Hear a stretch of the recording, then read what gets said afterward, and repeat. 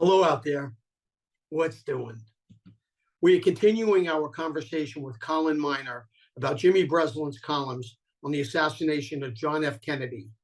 And we are joined by John Jones. John is the son of Clifton Pollard, who is the gravedigger at the center of the column. It's an honor. Hello. Hey, John, it's Kevin Breslin. You're talking to Colin Miner, who is a writer.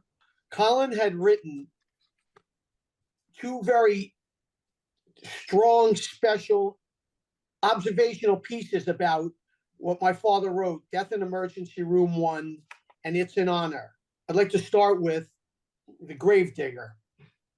It's an honor. I'm going to the cemetery and get the gravedigger, he told Art Buchwald, a fellow journalist. Yeah, that's a great idea, Buchwald told him. That would be very good. It's an Honor is the name of the famous column, and it tells the story of Clifton Pollard, who worked at Arlington National Cemetery and dug the grave for John F. Kennedy. Colin, you talked about Breslin, how he started to go after this column. How did he do it? He was at the White House with his friend and colleague Art Buchwald from the Herald Tribune, and he looked at the hundreds of reporters and photographers who were all there, and they were all going to see the same thing and write the same story because there was no way not to.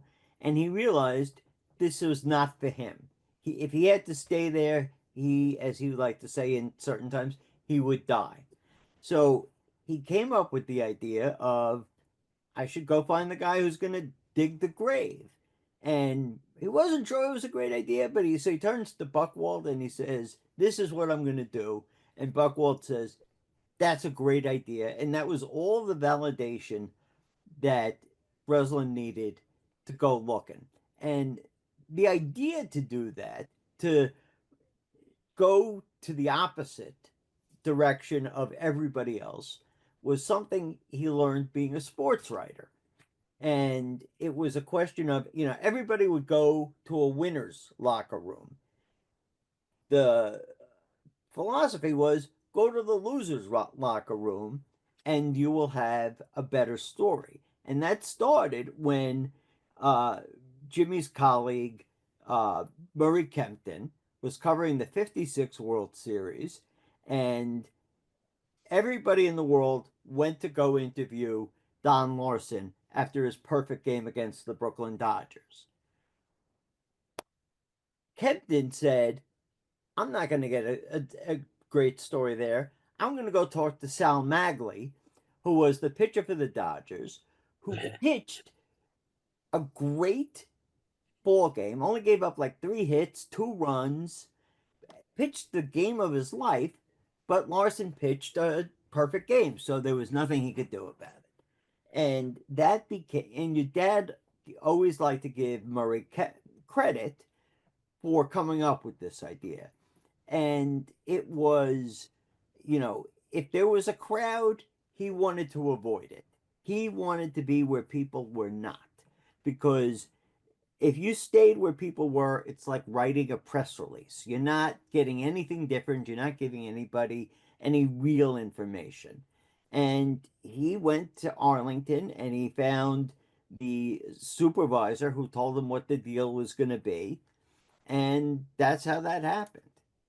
Yeah, Breslin said, it hit me like a bolt. I'm going to the cemetery and get the gravedigger.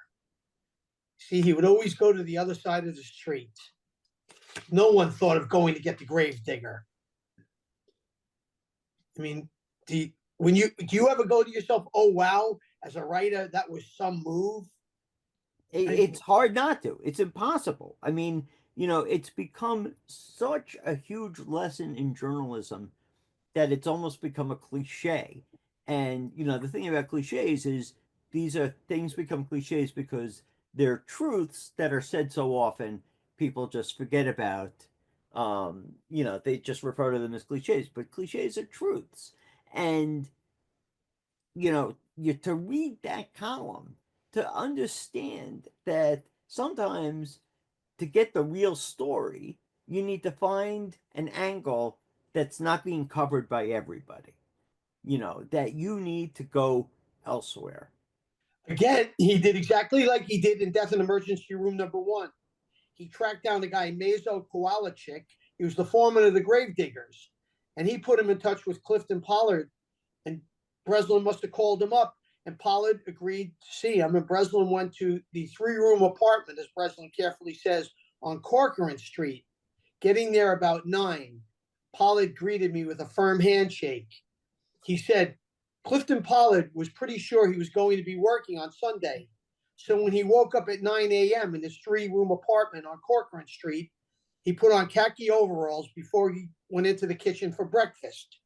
His wife, Nettie, made him bacon and eggs for him.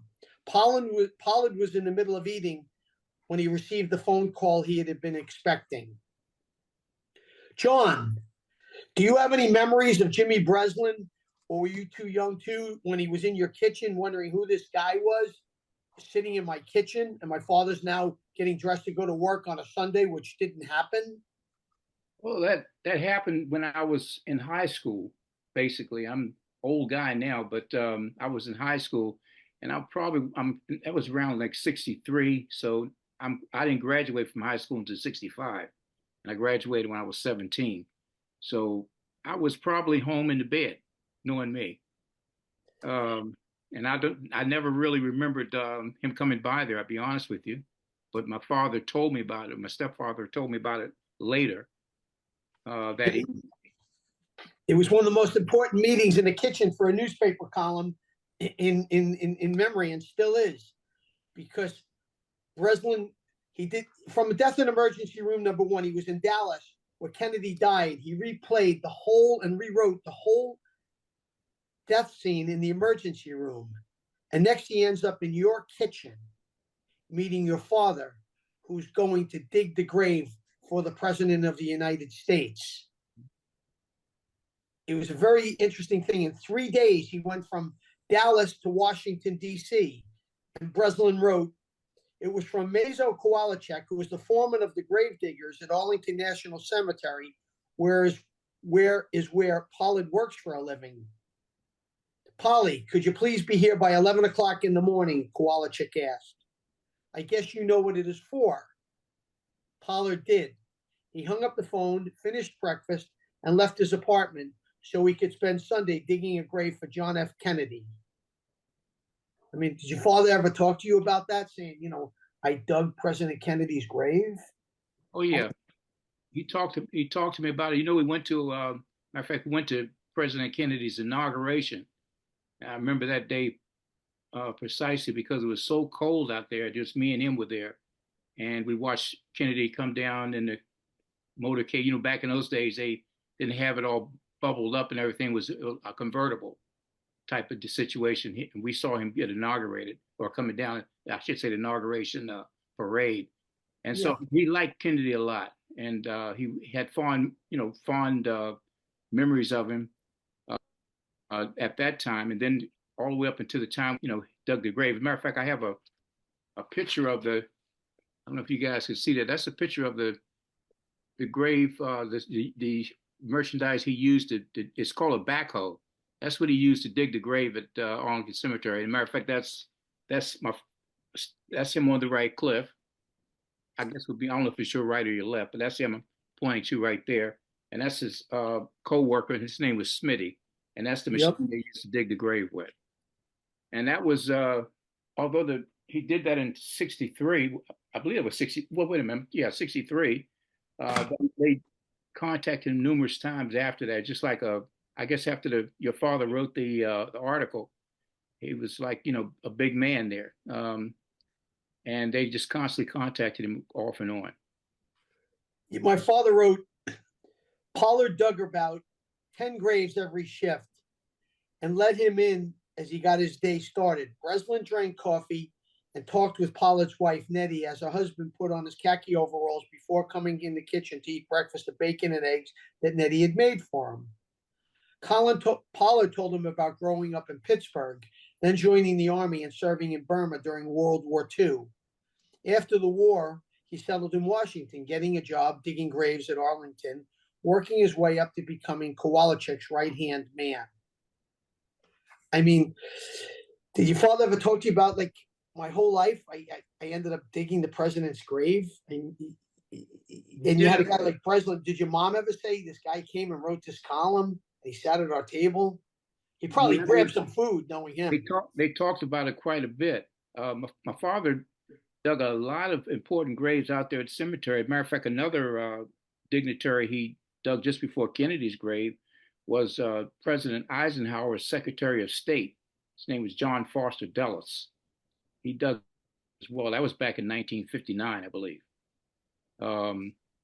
So he was, he would take me out to the cemetery, and we go around and look at the tomb of the unknown soldiers, and Lincoln's Lincoln, I think his son was buried out there, Todd Lincoln. We go around to those grave sites. Father knew the cemetery, the cemetery like the back of his hand.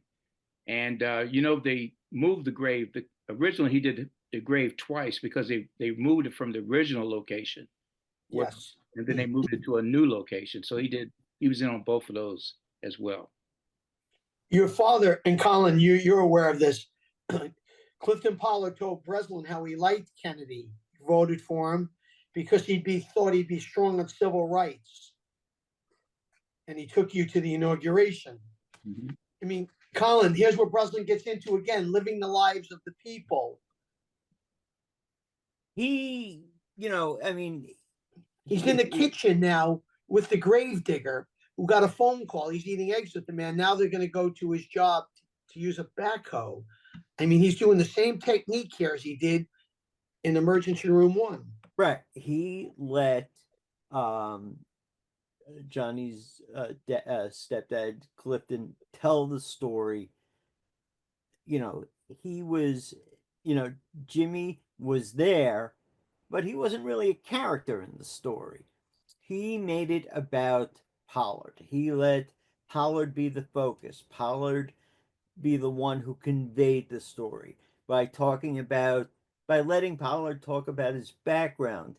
Suddenly Pollard wasn't just one person, but he was everybody who's had voted for Kennedy because they thought he would be good on civil rights. He painted a picture, and it was not just a picture of one guy, but a guy telling a bigger story. It was, everybody who had to work for a living. Pollard was suddenly their voice. Absolutely. Because he said when Pollard got to the row of yellow wooden garages where the cemetery equipment is stored, Koala Chick and John Metzler, the cemetery superintendent, were waiting for him. Sorry to pull you out like this on a Sunday, Metzler said. Oh, don't say that, Pollard said. Why, it's an honor for me to be here. John, you've lived with that line your whole life. It's an honor that your father said that. And that's taught in journalism schools everywhere. And that's the title of the column. Mm-hmm. You're always aware of that line? I'm always aware of that line. And that line, I'll be honest with you, is such an important issue to me in his life, because he was always a person who served the United States. He was a good patriot. You mentioned earlier about he served in World War II in Burma. He did. That's where he learned his engineering technique to dig the graves. But be honest with you, back in I think it was in 1947 or around that area, they had now it's called Myanmar, but they used to be called Burma, and it was called the Burma Road. He worked and did the Burma Road. It was a supply line that the military, the U.S. government, was going to China through. So he was in on that. That's where he got his skills and really learned how to do the grave digging. And it's funny you say that, because Breslin said Pollard got behind the wheel of a machine called a reverse hoe. Mm-hmm. Grave digging is not done with men and shovels at Arlington. The reverse hoe is a green machine with a yellow bucket, which scoops the earth toward the operator, not away from it, as a crane does. At the bottom of the hill in front of the tomb of the unknown soldier, Pollard started digging. Leaves covered the grass. When the yellow teeth of the reverse hoe first bit into the ground, the leaves made a thrashing sound, which could be heard above the motor of the machine. When the bucket came up with its first scoop of dirt, Metzler, the cemetery superintendent, walked over and looked at it. That's nice soil. I mean, here we go. We're down to the soil of President Kennedy with John, your father, digging the earth. And we're talking about Breslin's writing about soil in the newspaper column. Mhm. John, your father said, beautifully, by the way, I'd like to save a little of it, Pollard said. The machine made some tracks in the grass over here, and I'd like to sort of fill them in and get some good grass growing there. I'd like to have everything, nice. Did your father ever talk to you about that, saying how carefully and strategically I tried to do this? He's almost like making a painting for the president's grave. Oh yeah, he talked about it quite a bit. And when they did when they moved President Kennedy's grave the second time, I don't know if I told you, but Edward Kennedy, President Kennedy's brother, who was a senator at the time, he was there for that second removal of the body, and he awarded my father a little tie pin. At the time John F. Kennedy was in the Navy. He was on a PT boat 109, and there was a little tie pin that he gave my father as a memorabilia for for thanking him for being there and doing what he did. So and he bragged about that for years as well. This episode of Breslin's What's Doing is brought to you by Medford Fast Lube. Put your car in good hands. With more than 25 years of experience, the experts at Medford Fast Lube will care for your vehicle like it's our own without breaking the bank. Take the stress out of the unexpected. If your car needs repair, it can be expensive as well as stressful. Take some of that weight off your shoulders with free estimates from the experts at Medford Fast Lube. Our friendly staff is here to help. Located at Route 112 in Medford, New York. www.medfordfastlube.com or dial 631-475-2107. Medford Fast Lube. Advisor Insurance Group. Advisor Insurance resource experts in life, disability, long-term care, business, home, and auto insurance across the U.S. With over 60 insurance companies offered and over 30 years of combined experience, Advisor Insurance Resource simply can't be beat. Call 866-942-4181 or on the web at advisorinsurancresource.com. Bamonte's. Bamonte's at 32 Withers Street, Brooklyn, New York, is a family-owned and operated Italian-American restaurant that has been in business since 1900. It is the oldest Italian restaurant in Brooklyn and one of the oldest in New York City. Once again, try our delicious food at 32 Withers Street, Brooklyn, or call 718-384-8831. Bamonte's.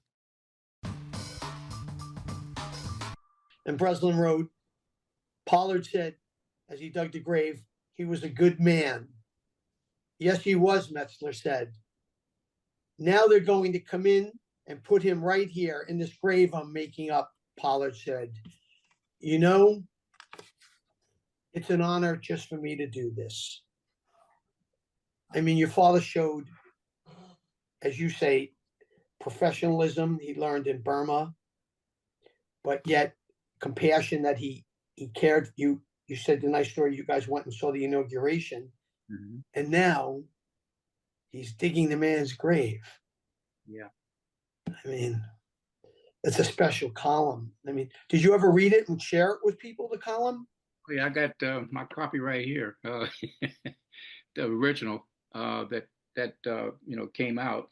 It's an honor with your father's name on it here. And I've bragged about it and showed it to a lot of people. Let me show you one thing real quick. Certainly.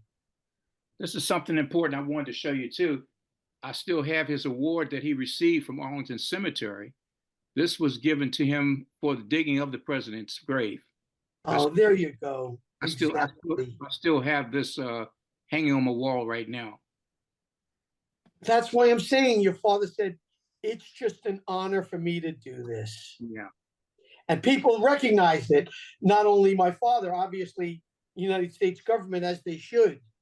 Because my father wrote, Pollard is 42.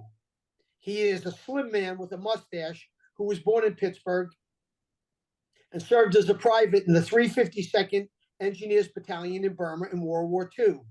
He is an equipment operator grade 10, which means he gets $3.01 an hour. one of the last to serve John Fitzgerald Kennedy, who was the 35th president of this country, was a working man who earns $3.01 an hour and said it was an honor to dig the grave. He picked up saying, yesterday morning at 11:15, again the time, Jacqueline Kennedy started walking towards the grave. She came out from under the north portico of the White House and slowly followed the body of her husband, which was in a flag-covered coffin that was strapped with two black leather belts to a black caisson that had polished brass axles. She walked straight and her head was high. She walked down the bluestone and blacktop driveway and through the shadows thrown by the branches of 7 leafless oak trees. She walked slowly past the sailors who held up the flags of the states of this country. She walked past silent people who strained to see her, and then seeing her, dropped their heads and put their hands over their eyes. She walked out of the northwest gate and into the middle of Pennsylvania Avenue. She walked with tight steps and her head was high, and she followed the body of her murdered husband through the streets of Washington. I mean, and just in that those brief sentences, there's so much of the detail that was so important to your dad. I mean, when he talks about, the 7 leafless oak trees, your dad was sitting there going 1, 2, 3, 4, 5, 6, 7. It was so important for him to be on the scene, to use his eyes, and to make sure that what he saw, his readers saw. Yeah, to get this and pay acute attention. He said, everybody watched her while she walked. She is the mother of 2 fatherless children, and she is walking into the history of this country because she was showing everybody who felt old and helpless without hope that she had this terrible strength that everybody needed so badly. Even when they had killed her husband and his blood ran onto her lap while he died, she could walk through the streets and to his grave and help us all while she walked. Now he's going into the psychology of the suffering of all of us, including Mr. Pollard, who was there saying it's an honor. Well, it had to be the hardest honor of his life. I mean, John, did he ever talk to you about that? Saying, when I look back on it, and of course he dug many graves, but this was one of a kind. That was one the most special, I think, of all that he did. And well, he talked about it for years about it.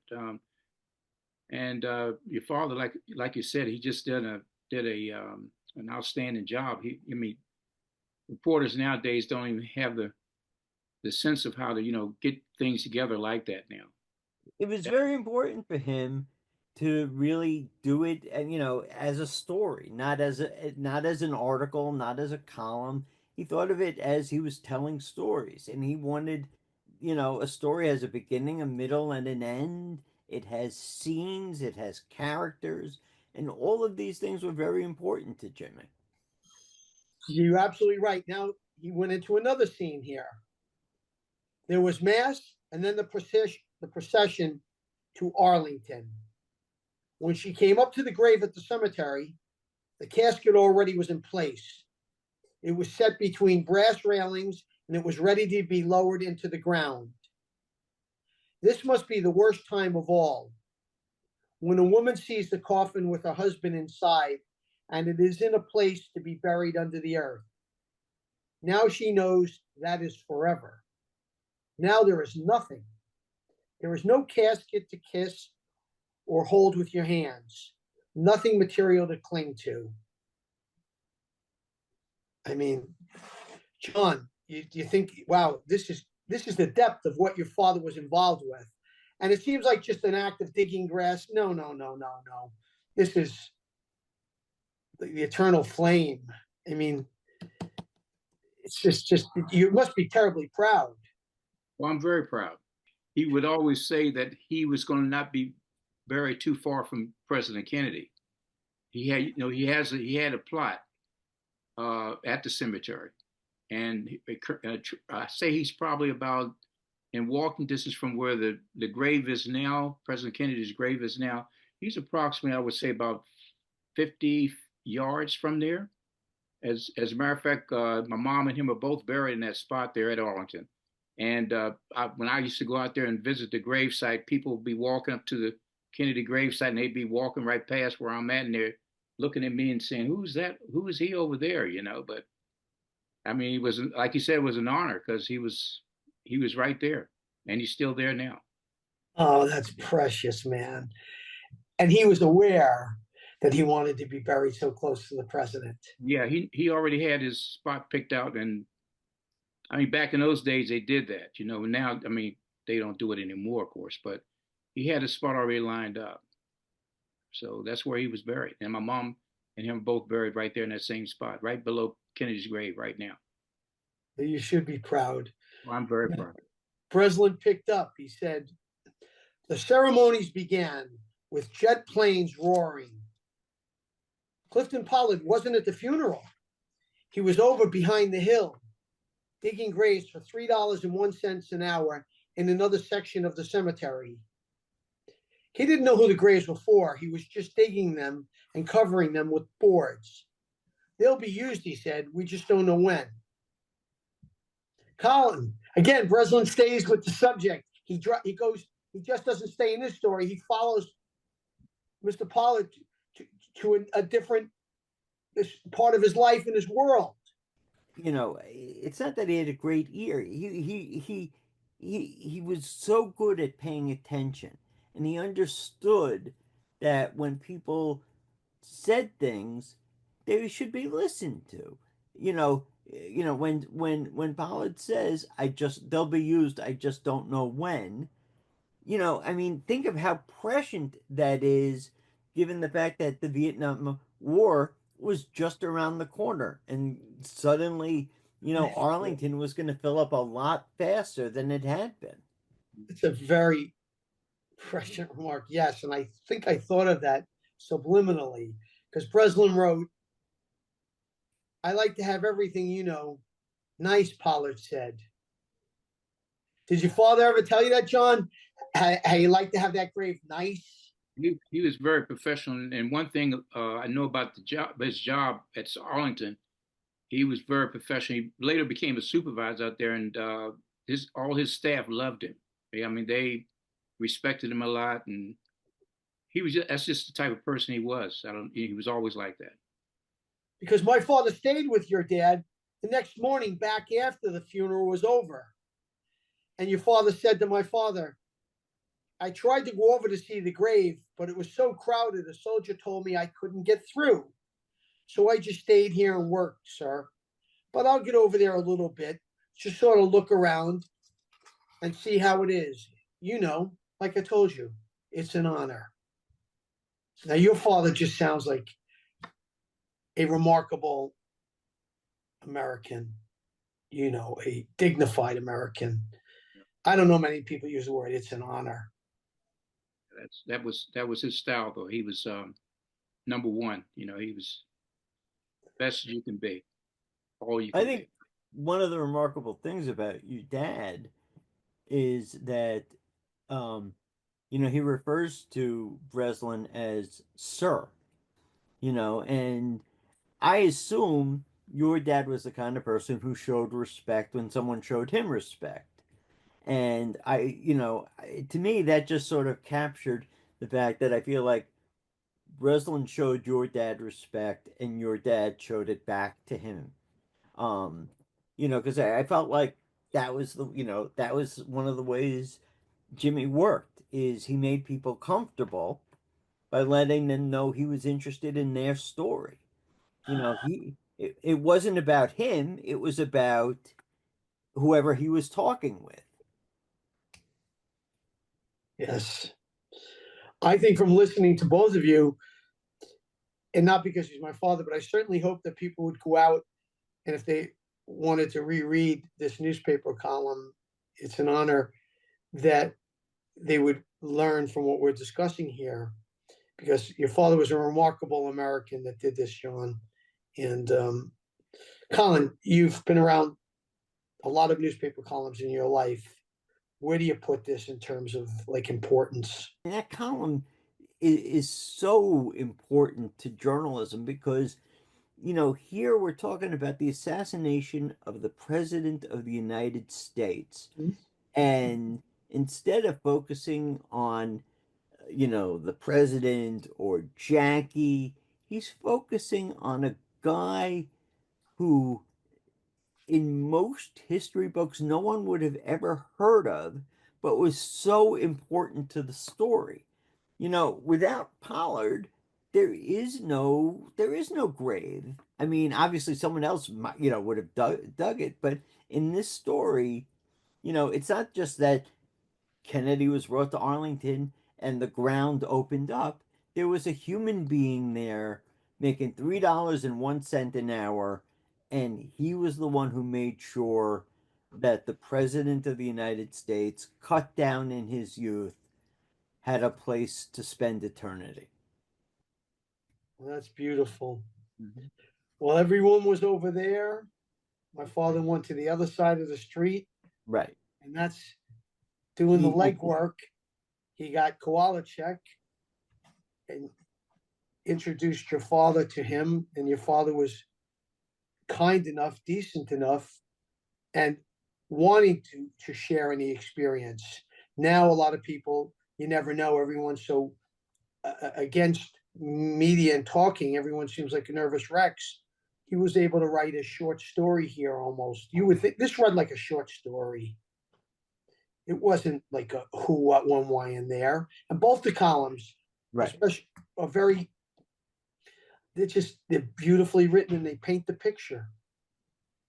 You know, You know, and the thing that I feel actually bad about having left out of my story that I'm actually now adding on to include, you know, he wrote a third column that week. When he got back to New York, you know, it was you know, Thanksgiving was that week. And that morning, you know, while I'm sure your mom would have liked him to have been in the house helping out, he went to the automat on, you know, in 42nd Street. Midtown, and you know, he wrote a column that just so captured the mood of the country, but he never actually wrote the words Kennedy or assassination. He wrote just a beautiful story about lonely people sitting in the automat on Thanksgiving, just having their coffee and their pie, and painting you know, it was a beautiful end to a triumvirate of three columns that really captured the mood of the country and told the story about the United States that was better than maybe anybody since. And John, you should always be proud because his line telling Art Buchwald, I'm going to the cemetery to get the grave digger, which is how we all got here to speak with one another. Yeah. And we can't thank you enough. And Colin, thank you also. And John, you should be very proud of your father. Oh, definitely, always will be. And I'm glad to meet, glad to see you guys and talk with you all. It's been an honor for me too. God bless you, man. An Thank you honor so all much. around. God bless you, all your family. Colin, pleasure.